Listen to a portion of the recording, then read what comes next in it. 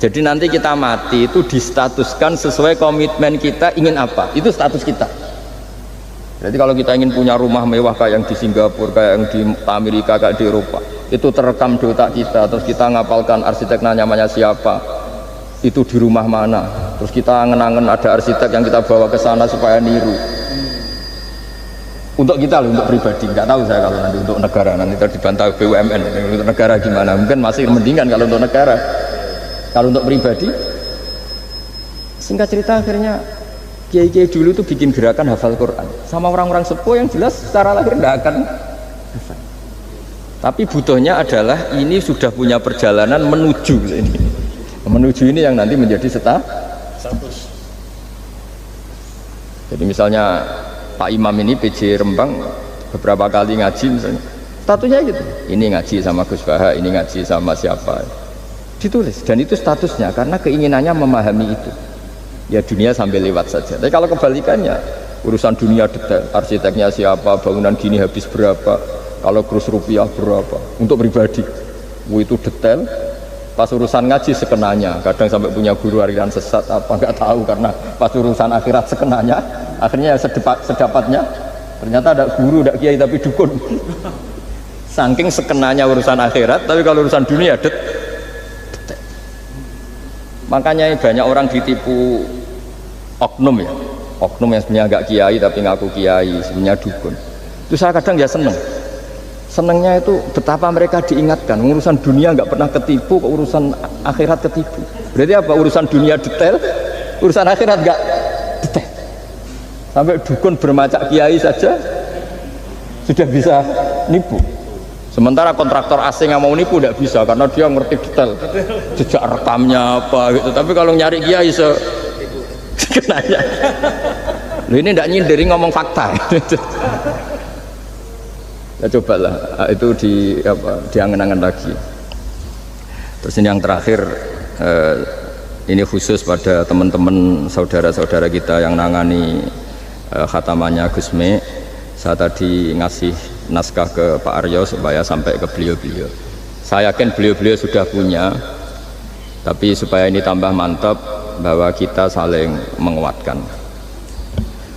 Ini saya baca ya, ini kitab yang dipakai referensi tim lajnah penerbitan mushaf Arab Saudi dan seluruh dunia, termasuk saya. Jadi tradisi khataman kita, tadi kan kita bicara khataman. Ya saya ulang lagi, tradisi khataman kita itu kan justru ditutup dengan wa ulaika humul muflihun. Ya. Jadi tidak minal jinnati wan nas, tapi diakhiri wa ulaika humul muflihun. Jadi khataman kita misalnya minal jinnati wan nas, biasanya yang baca Quran terus baca Fatihah, terus awal Baqarah sampai wa ulaika humul muflihun. Nah tujuannya adalah supaya kalau khatam itu memulai lagi. Ya kalau langsung An-Nas minal jinnati wan nas berarti dia bangga dengan berakhirnya baca Quran. Pertanyaannya, dengan Anda ketemu Allah, seneng ya jagunganmu aku sebar. Betapa buruknya kita jadi hamba. Kayak kita dulu ketika ngaji, nah baru hore ngajinya wis bar, berarti nganggep guru problem. Makanya bangsa Indonesia itu ya agak lambat pinter, karena sekolah juga ada agak problem. Pas masuk merengut, waduh sekolah. Pas bubar seneng, waduh gak sekolah. Jangan-jangan kita sholat juga gitu, ono adzan, waduh wis adzan. Jadi ini belum makam wa qurratu aini fi sholat, padahal cirinya orang baik itu menikmati sholat itu. Ciri utama suka ilmu ya nikmati pelajaran, enggak ini pelajaran bareng guru, waduh udah gitu matematika lagi, waduh. Nah kita baca Quran harusnya asik karena di situ munajat sama Allah. Ketika selesai harusnya nyesal, waduh baru asik sama Allah kok sudah selesai. Dan Allah punya alasan untuk menyalahkan kita karena kita misalnya baru seneng-senengnya pacaran misalnya kan tidak mau akhir. Kenapa pas seneng Allah seneng berakhir? Nanti kalau kamu ditanyakan gitu tidak bisa jawab. Nah pakai analogi itu makanya jangan pernah merasa akhir kalau baca Quran. Minal jinnati wan nas, terus baca Fatihah, terus memulai lagi. wa ulaika humul muflihun. Sebagai bukti ya Allah, ini khataman sementara. Tapi saya akan berlanjut lagi. Terus dimulai betul. Sehingga ijazah kiai-kiai kuno kalau orang haji atau umroh itu supaya kuat haji lagi, kalau ijazah kiai kuno itu sederhana. Disuruh ngomong gini, "Bah, Ka'bah, ini saya mau pulang, nilai rumah. Nanti kesini lagi." Kayak gitu. Sudah, Pak. Jangan setelah selesai ibadah haji seneng karena mau pulang. Berarti ibadah dianggap problem, rumah dianggap segala-galanya. Jadi itu ada filosofinya. Nah, ternyata tradisi seperti itu mudawwan. Mudawwan itu dibukukan. Ya, saya baca ini di kitab Ghisun Naf'i karangan Imam Waliwah As-Sofakusi. Saya baca saja. Nanti yang ngerti bahasa Arab biar diartikan sendiri, yang nggak ngerti nanti saya bantu. Takmilun. Nah, ini khusus para hafid tadi yang ikut khataman, mohon didengarkan. Takmilun fi masaila tata'allaku bil khotmi. Al-ula sabatan nasu anil maki min riwayatil bazi wa kumpul wa ghairihima annaman qara'a wa khotama ila akhirin nas qara'a al-fatihata ilal muflihun min awalil baqarah wa sa'al amalu bihada fi sa'iri biladil muslimin. Jadi mulai dulu kalau orang khataman itu ya An-Nas, Fatihah, terus wa ulaika humul muflihun. Dan cara seperti itu wasa al amalu bihada fi sa'iri biladil muslimin. Semua negara dunia ya sama seperti itu. Hanya tradisi yang dilakukan bapak saya sampai semua guru-guru kita, guru Quran, termasuk yang di Jantiko dulu, sama sih dulu namanya Jantiko, lama-lama mantap ya. Itu sudah benar itu. Jadi mungkin teman-teman sudah melakukan tapi nggak tahu filosofinya. Ini saya bantu. Filosofinya adalah supaya kita tidak merasa mengakhiri baca Quran, tapi sekaligus memulai. Mereka nak kue niat ngakhiri tenan itu seakan-akan kan baca Quran itu problem. Terus ketika berakhir kita senang. Sholat juga gitu Pak Imam. Yang menjadikan umatnya Rasulullah SAW dijamin surga itu diantaranya cara sholat begini Pak Arya. Saya hafal hadisnya itu. Absyiru ya ma'syaral muslimin. Ini kata Rasulullah. Hari ini Jibril muncul dan memberi satu pengumuman yang sangat menggembirakan. Apa itu? Umatku berstatus, ya ini kata malaikat Jibril. Umatku berstatus mereka itu fa'alu faridotan wantadoru ukhra. Melakukan satu fardu selesai atau addu faridotan wantadoru ukhra. Jadi misalnya tadi saya sholat subuh, status saya ditulis oleh malaikat Jibril, Bak tadi sholat subuh. Dan ketika saya ditanya, Bak kok ijek urip sampai jam 10, jam 11, ngenteni apa sholat duhur. Ketika sholat duhur selesai, orientasi saya ngenteni sholat asar. Begitu seterusnya. Sehingga statusnya umatnya Nabi adalah addu faridotan wantazoru ukhra. Komitmennya adalah melakukan satu fardu dan menunggu yang lain. Berarti kita dihimpit di dua kebaikan. Kebaikan sudah kita lakukan dan kebaikan yang lain kita cita-cita. Kita sekarang ngasih anak yatim, di hati kita juga ingin mengasih lagi. Ngasih orang miskin juga gitu. Begitu juga kebaikan-kebaikan yang lain. Sehingga kita dihimpit di dua apa? Kebaikan. Kebaikan yang kita lakukan dan kebaikan yang kita angankan ya, atau kita cita-cita. Ya sudah begitu. Sehingga dengan cara seperti itu orang Islam itu nyaman. Bayangkan kalau kita berstatus punya rumah dan punya rumah lagi, ingin punya mobil lagi, berarti satu itu minat dunia wa ilat dunia, minat dunia ilat dunia. Itu kalau pas mati, pas khayalnya begitu, Allah posisinya di mana? Ya ini sudah siap ya, setor ya, Ataman siap Pak Gua ya? Ya siap. Sampai berapa juz rencananya? 30 ya. Sampai 30 juz apa juz 30? Juz 30 dulu. Juz 30 dulu. Jadi sampai segitunya guru-guru kita memandu, makanya terus dilatih dzikrul ghafilin, dilatih apa supaya kalau kita biasa pergi kembali misalnya, rombongan kembali, mungkin kita istighfar. Buat sekali-kali rombongan datangin khataman Quran, datangin acara-acara sehingga ada perbandingan. Nah, setidaknya saat kita salah itu tidak status, tapi zallah bawaan manusia.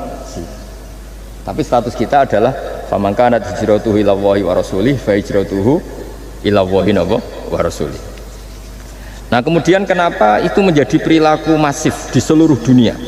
Kalau khataman justru ditutup oleh awal Baqarah.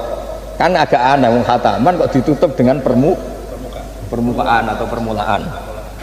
Ya. Itu terus beliau ini di beberapa kitab diterangkan anna rajulan qala ya Rasulullah ayul a'mali afdalu. Amal terbaik itu apa ya Rasulullah? Qal alaika bil halil murtahil. Terus wa ma halul murtahil? Qal sahibul qur'ani kullama khalla irtahala. Amal terbaik itu adalah amal setelah selesai ingin melakukan lagi. Apa itu? Orang yang menghafalkan Quran atau membaca Quran atau khataman Quran setelah selesai langsung dimulai lagi. Nah, ini di sini diartikan kullama faragha min khutmatin syara'a fi ukhra. Jadi satu khataman selesai kemudian lanjut lagi. Ya kan kalau kita misalnya orang kaya ke Singapura wisata kan langsung mungkin sudah punya brosur lagi, mungkin mau ke New Zealand atau apa. Kenapa pas urusan khataman ndak itu?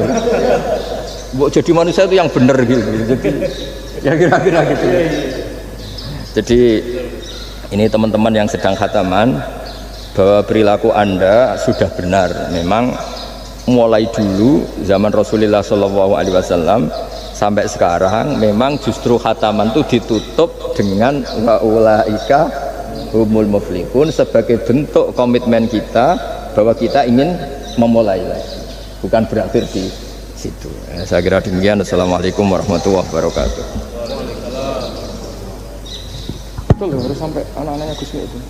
Terima kasih Gus Baha atas segala tausiahnya. Alhamdulillahirabbil alamin.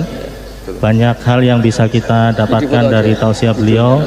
Mudah-mudahan semua menjadi pijakan kita untuk terus berbuat kebaikan dan mewujudkan akhlak sebagai core value BUMN dalam keseharian kita berlandaskan Al-Quran. Untuk selanjutnya tanya jawab, mungkin panitia bisa menampilkan zoomnya dua. Yang pertama dari Aljazair, Pak Haidar yang khataman dari Aljazair, bisa ditampilkan zoomnya untuk bertanya langsung ke beliau. Kan lebih cepat kalau. Silakan Pak Haidar.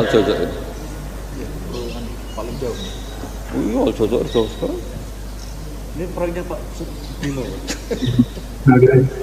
Izin Gus, ini proyeknya Wijaya Gus, Pak Bimo yang Aljazair. Iya. Ini paling semangat kan. Silakan Mas Haidar dari Aljazair. Ya. Langsung saja ditanyakan ke beliau, Pak Haidar.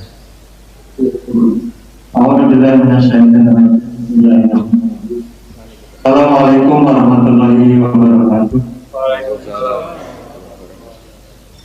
Yang saya sangat hormati Gus Baha, kemudian Pak Bimo dan teman-teman panitia pengajian,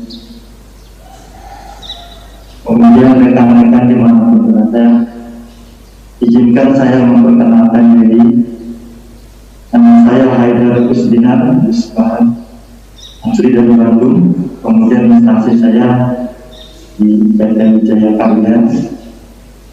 Kami di sini sama teman-teman sedang membangun 3.950 unit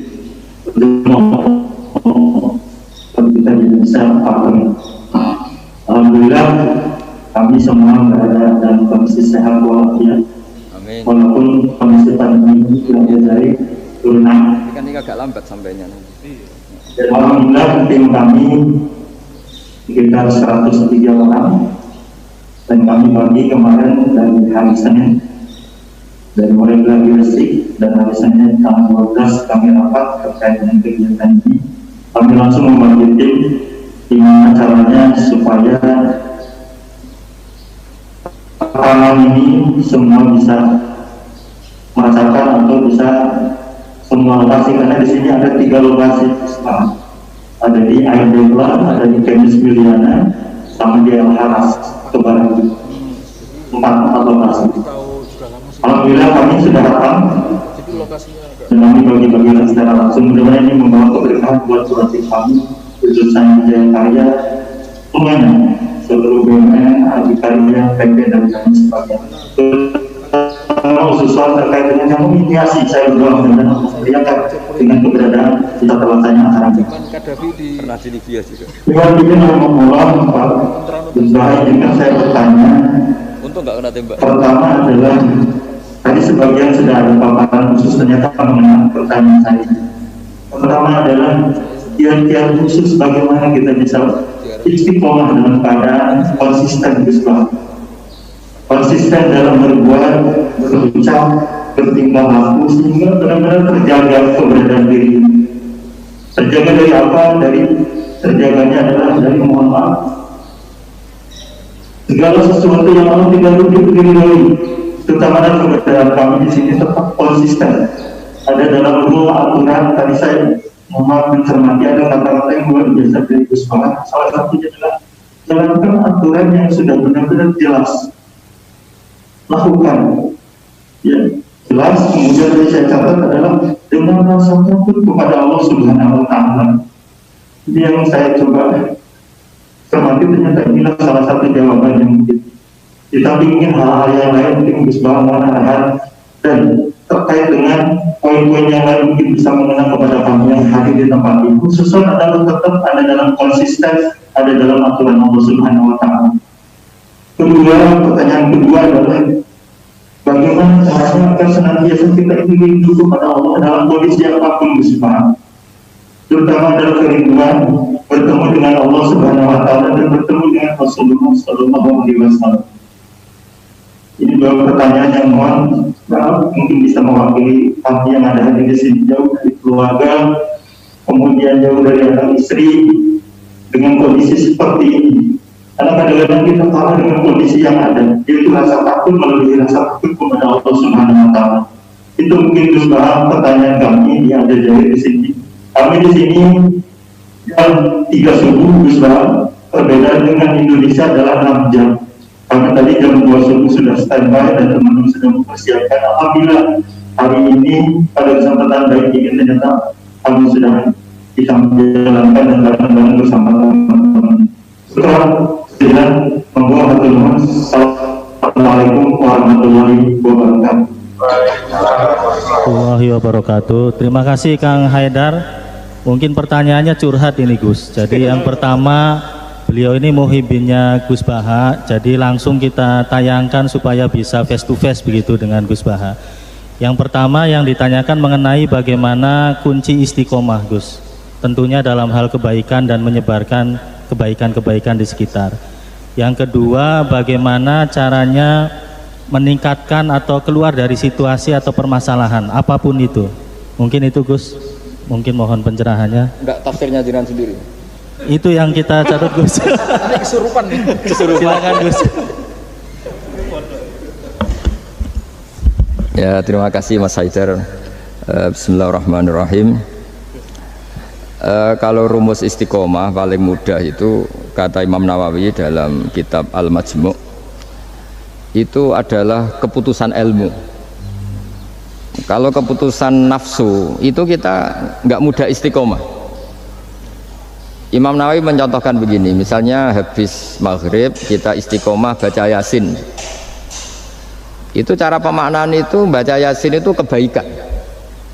Sehingga nanti kalau kita batalkan karena anak kita sakit atau karena ada orang tua kita sakit, kemudian kita ke rumah sakit mengantarkan, ini juga tidak mengganggu istiqomah baca Yasin, karena maknanya adalah baca Yasin kebaikan ditinggalkan untuk kebaikan yang bentuknya lain. Jangan seperti istiqomah versi ghairu ahlil ilm yang dikatakan orang-orang yang tidak ahli ilmu, sehingga kadang cara berpikir ya tetap mau Yasin senajan to makmu wis kejet-kejet gitu. Nah, itu akhirnya kan kayak Islam itu jadi sadis. Jadi demi istiqomah meninggalkan ibadah sosial. Maka banyak ulama mengatakan istiqomah itu ya kebaikan ke kebaikan yang lain, kebaikan ke kebaikan yang lain. Makanya saya bilang istiqomah itu adalah keputusan ilmu.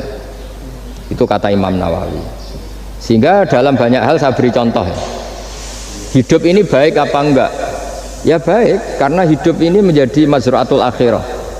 Referensi kita masuk surga dan neraka itu berdasar kehidupan sekarang ini. Berarti hidup ini spesial. Kita surga ya diputuskan ujian di kehidupan ini, neraka juga iya. Berarti kehidupan ini spesial. Tapi suatu saat kita pasti mati, dan mati itu baik enggak? Ya baik. Baiknya di mana? Ya kamu sudah tidak bisa maksiat lagi. Sehingga Nabi itu cara berdoa itu indah sekali. Allahumma ahyini ma kanatil hayatu khairan li wa tawaffani ma kanatil wafatu khairan li. Allahumma ij'alil hayata ziyadatan li fi kulli khairin wal mauta rohatan li min kulli syarrin. Segampang itu Nabi melihat kehidupan dan mati. Mengajarkan kita, tentu mengajarkan kita. Ya Allah, jadikan hidup ini, anggap saja saya ini masih menambah budi-budi kebaikan. Kalau saya mati, anggap saja ini berakhirnya semua maksiat saya. Mungkin sekarang kita ada zina, mungkin sekarang kita ada korupsi, tapi potensi itu tetap ada. Yang bisa mengakhiri potensi itu apa? Ya mati. Maka mati itu tidak problem bagi orang-orang baik. Kalau sampai anggap problem berarti agak kurang baik. Jadi sehingga ya hidup itu ya biasa, mati. Saya ini termasuk kiai muda yang nggak mati takut mati, ya biasa. Hidup ya mau, mati ya mau, ya biasa aja. Karena begitu indah ajarannya Nabi. Ij'alil hayata ziyadatan li fi kulli khairin wal mauta rohatan li min kulli syarrin. Dan kalau ada kematian berarti anggap akhir dari segala keburukan. Maka berkali-kali saya ngomong, orang-orang alim dulu itu sudah pinter. Kalau ada badan narkoba, penjahat mati, itu tetangganya tetap disuruh bilang, ini orang baik, dia saksikan dia. Tetangganya protes semua, baiknya di mana orang nakal gitu. Padahal kiainya bilang baik, kan sudah mati, tidak bisa apa-apa sudah. Artinya ada sisi kebaikan dalam kematian, yaitu segala keburukannya, bahkan potensi keburukannya menjadi berakhir. Jadi masalah nikmat juga gitu. Orang berharap bisa hidup itu sesuai rencananya, tapi ketika dapat musibah tidak siap. Tapi apa panduan Nabi? Ajaban li amril mu'mini inna amrahu kullahu khairun in asobatun na'ma syakara fakana khairan lah wa in asobathu dharra sobaro fakana khairan lah. Orang mukmin itu selalu baik. Kalau dapat nikmat syukur ya baik, dapat ujian sabar juga baik, kenanya baik terus. Makanya saya berkali-kali bilang hubungan dengan istri itu ya gampang. Saya berkali-kali bilang kalau pas harmonis ya baik, namanya harmonis ya baik. Pas tukaran juga baik. Ibadahnya tinggal sabar. Dulu banyak orang jadi wali itu karena istrinya cerewet. Jadi termasuk resep jadi wali itu istrinya cerewet. Kalau secara ekonomi saya sering bilang, kalau harmonis malah minta ke mall, kalau sedang tukaran malah enggak, murah tukaran sebetulnya. Artinya orang dulu itu ngelola kehidupan tuh gampang sekali. Bodoh juga gitu. Saya pernah ada civitas akademika dari UGM cerita saya. Biasanya kampus-kampus besar kan menghormati orang yang prestasi. Saya bilang ke beberapa profesor, ya cocokkan lah. Kalau dalam pandangan kiai gimana Gus? Ya anak-anak yang nggak pinter itu ya bagus. Barokahnya nggak pinter masuk desa-desa tertinggal, akhirnya menghidupkan di desa tertinggal. Kalau pinter inginnya di Jerman, terus dapat beasiswa, malah kadang-kadang nggak mau pulang. Barokahnya tidak pinter mau di desa-desa terbelakang, akhirnya merata pembangunan di Indonesia. Di dunia kiai juga gitu, kadang yang alim paling jadi ketua MUI atau apalah. Barokahnya tidak alim dia di desa tertinggal, kelasnya pendiri masjid. Artinya kalau dalam pandangan Islam itu semua itu ada hikmahnya. Jadi Allah bikin orang ada yang bodoh itu sudah direncanakan sebenarnya. Barokahnya bodoh itu mau di desa terbelakang. Kalau nggak bodoh nggak mau dia. Ya itu cara Allah untuk menyebarkan kebaikan. Ya ini kan fatwa ala kiai, sampean jangan buka. Wah ini berarti bikin itu Gus, berarti orang bodoh ya hebat. Ya memang hebat, Allah sudah merencanakan, tapi ya jangan dimasifkan. Orang bodoh jumlahnya sudah banyak lah, tidak usah ditambah. Tapi ini cerita, terus sampean Allah itu sudah punya rencana.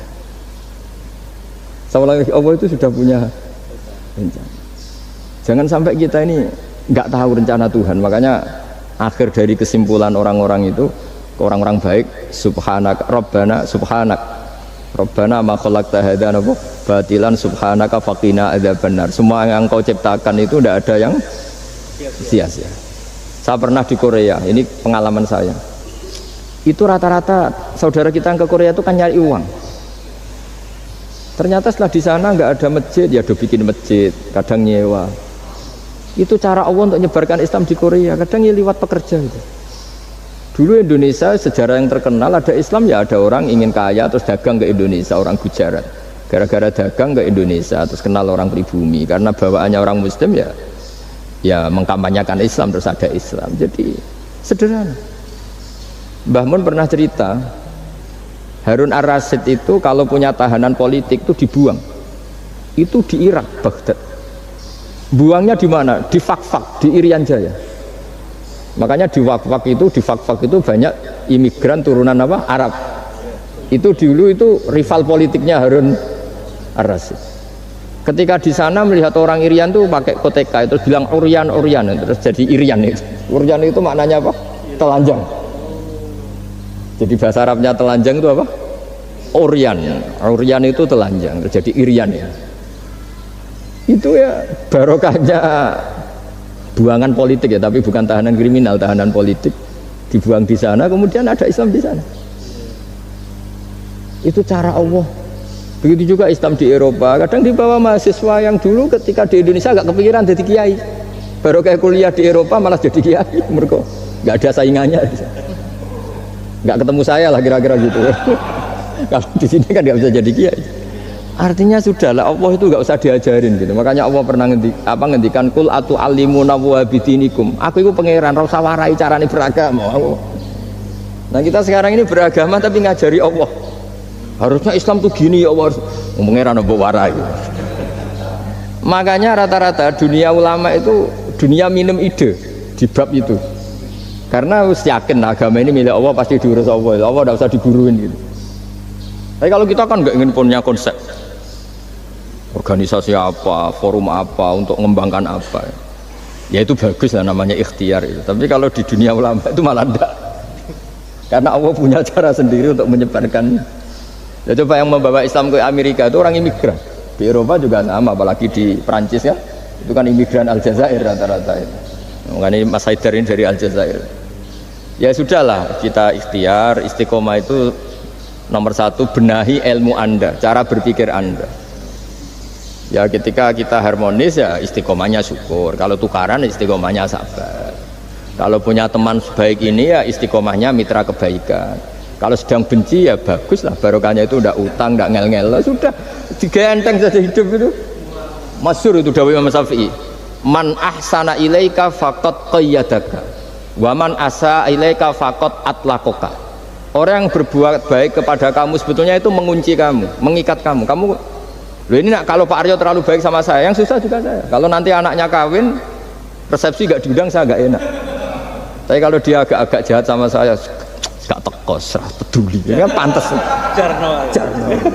Jadi saya, kalau ada orang terlalu baik sama saya sudah mulai mikir, ini ya, ribet kan. Makanya saya termasuk kiai yang ada orang baik ya biasa aja, karena tak anggap ini ke depan kurang baik gitu. Tapi ya saya seneng ya, namanya ukhuwah Islamiyah seneng ya. Tapi tidak seneng-seneng banget kayak orang yang nggak punya perhitungan. Waman asa ilaika faqad atlaqaka.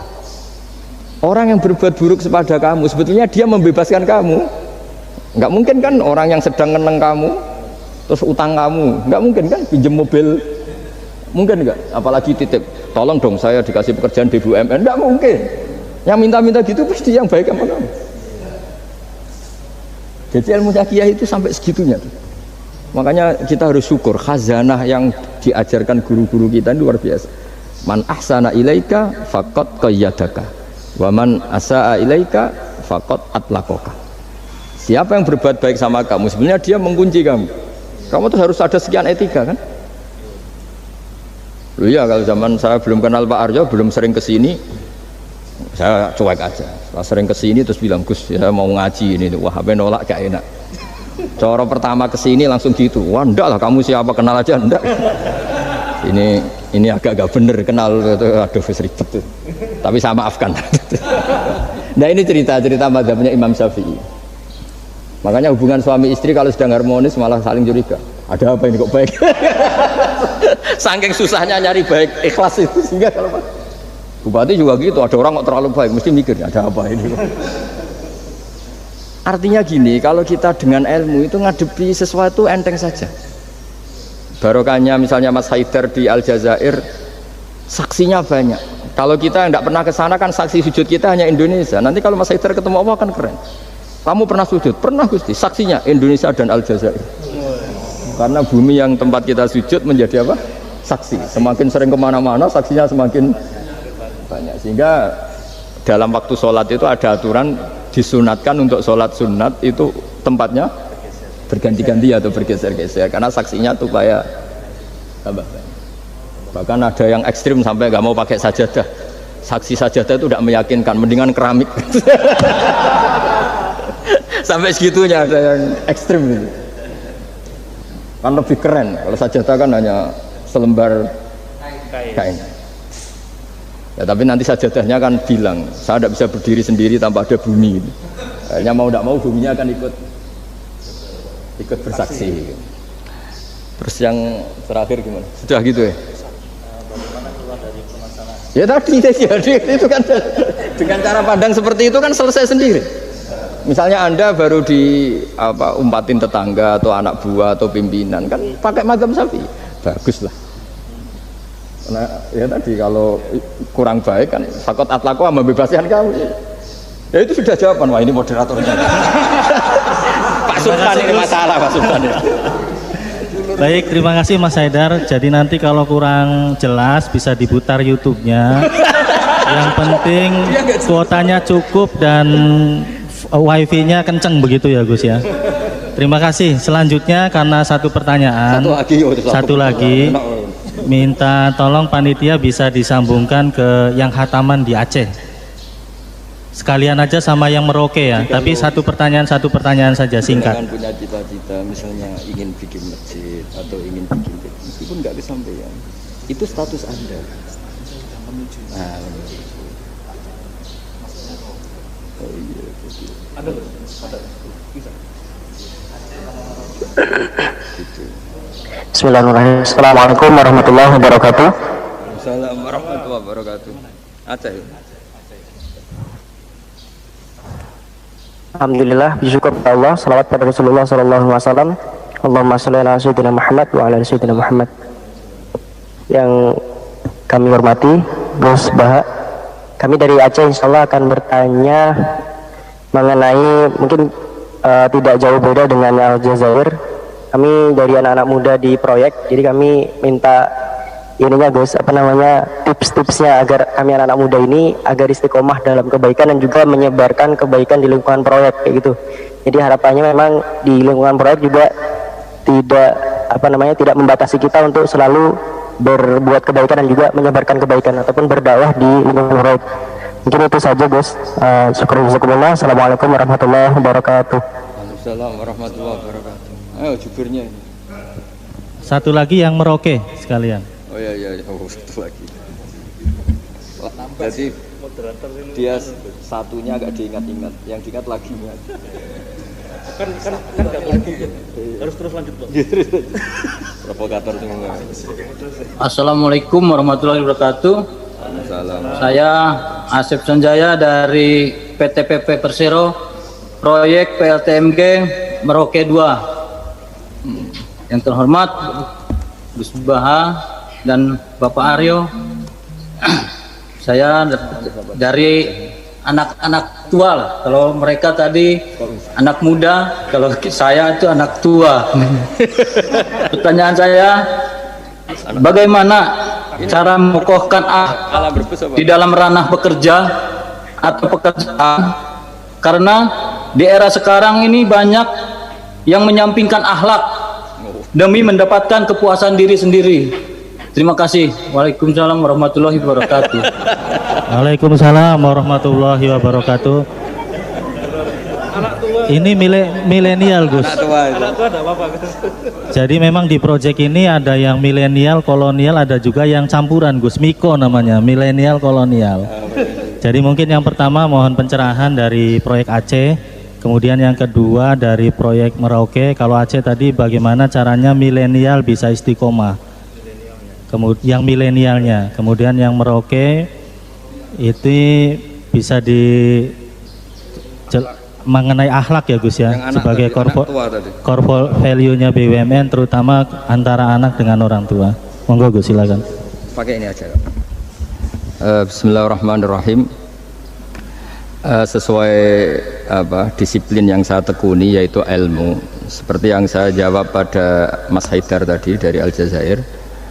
Untuk yang Aceh juga sama. Kita di perantauan, saya pernah ditanya anak yang kuliah di Inggris, juga pernah ditanya anak yang kuliah di Amerika. Pertanyaannya itu, Gus, kita di negara yang sistemnya itu lebih mapan ketimbang negara yang kita huni, itu cara terus menjaga syukur sama Allah itu gimana? Ya saya jawab, apapun baiknya negara di Eropa maupun Amerika, ketergantungan Anda pada sistem negara itu lebih tergantung pada nikmatnya Allah. Untuk kamu dideportasi itu butuh ketangkep, butuh ini itu. Tapi kalau kamu nggak dikasih oksigen sama Allah, saat itu juga Anda mati. Kalau Allah mengambil buminya dengan memberi gempa yang besar, saat itu juga Anda mati. Artinya dia tanya, gimana cara ingat Allah di negara-negara maju seperti itu? Terus tak latih bahwa utang jasa kamu kepada Allah itu jauh di atas utang jasa kamu terhadap sistem negara. Artinya oke lah kita ngakui sistem negara itu baik, kita juga loyal sama negara. Tapi kenapa orang Islam selalu disuruh uzkuru wa dzikron katsira, ingat Allah sebanyak-banyaknya? Karena nikmatnya Allah memang jauh lebih banyak. Kita dapat uang BLT itu ada prosedurnya, setidaknya dimiskinkan dulu, didaftar dulu. Tapi kalau dapat oksigen sekarang juga, kita tidak pernah setor miskin sama Allah, sudah dikasih. Kita pakai buminya Allah, tidak setor kebutuhan dulu, status apa, langsung dikasih, langsung pakai, nggak bayar lagi.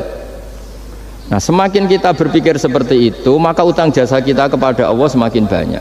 Akhirnya dengan demikian kita fasih, kita mengatakan alhamdulillah, melafadzkan alhamdulillah. Sehingga di surat Waqiah Allah melatih kita seperti itu. Nahnu khalaqnakum falaula tusaddiqun. Yang menciptakan kamu itu kita, saya, maka kamu harus begini. Yang menurunkan hujan itu saya, kata Allah, kami, kamu harus bersyukur. Bumi yang kamu huni, kata Allah, bisa saja setiap saat ayaksifa bikumul ard. Bumi yang kamu huni yang kelihatannya kokoh, setiap saat bisa likuifaksi. Air yang kamu minum bisa saja setiap saat ya ghauran itu qul ara'aitum in asbaha ma'ukum ghauran. Dengan melihat seperti itu, bumi yang kita huni ternyata enggak posisi aman, setiap saat Allah bisa membuat likuifaksi.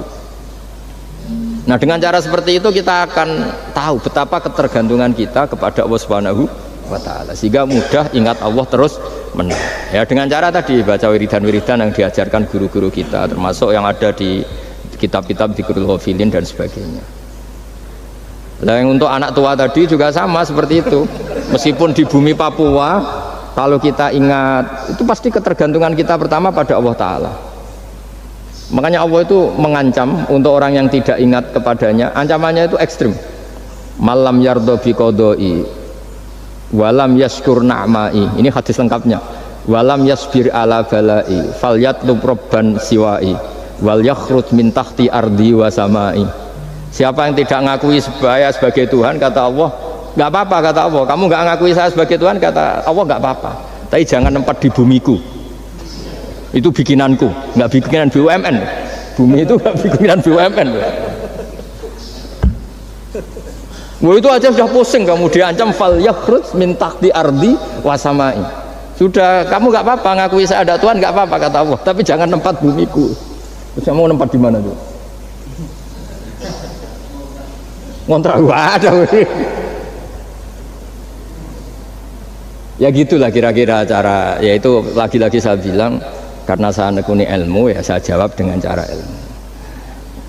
Nah, terus beberapa kiai dengan cara suruh ngelafatkan kalimat-kalimat thayyibah tertentu. Tapi itu pun nanti muaranya itu ilmu. Karena kalimat-kalimat itu menjadi baik dan berkualitas juga berdasar ilmu. Ya, makanya saya bilang supaya mudah ingat Allah, caranya gimana? Semua yang kita pakai itu milik Allah. Maka terima kasih utamanya kepada Allah. Ya, saya kira demikian. Dan semoga ini barokah, barokatul ilm, terutama barokatul Quran. Assalamualaikum warahmatullahi wabarakatuh.